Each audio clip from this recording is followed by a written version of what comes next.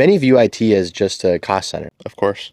What are some common misconceptions about the cost of maintaining an outdated IT system?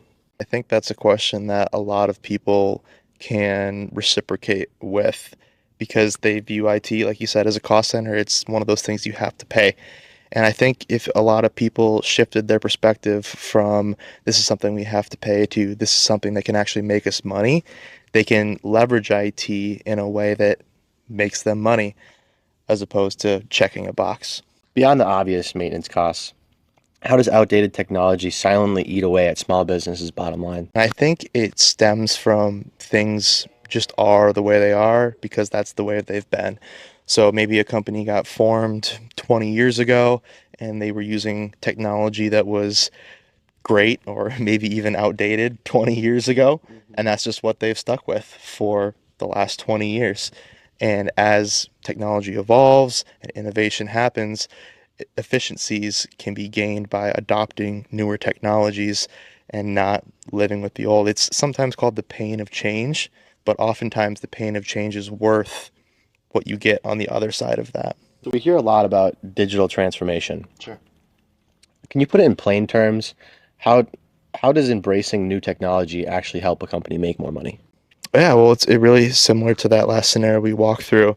As the world keeps moving on, new technologies keep getting developed, and businesses can leverage those new technologies to ultimately, at the end of the day, make more money. And they could make more money by reducing risk, by increasing efficiencies, but at the end of the day, they can leverage technology to make more money.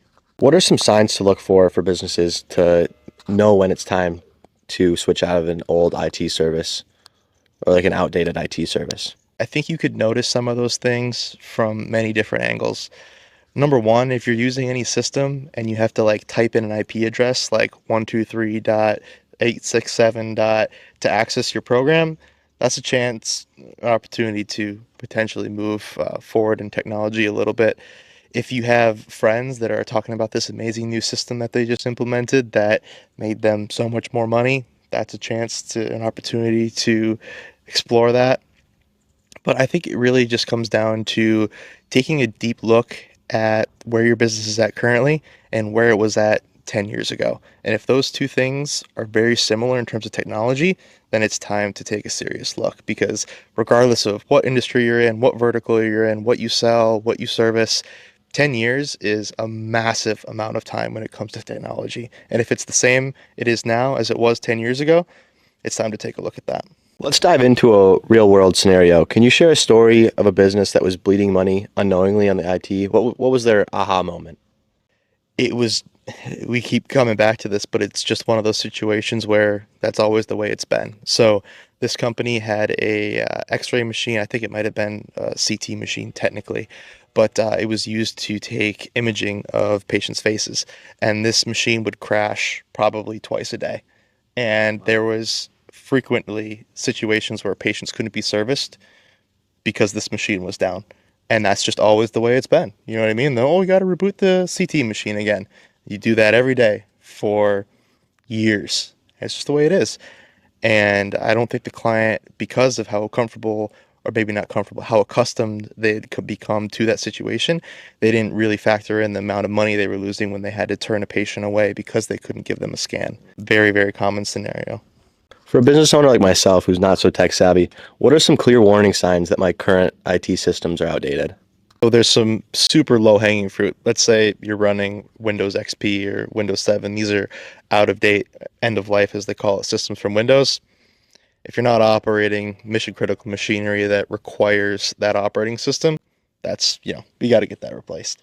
It could stem from things like just outdated telecommunications is another one. A lot of people are still running in 2024 like analog PBXs, like plain old POTS lines, they call them, plain old telephone system lines through the ground. You should be on VoIP in 2024.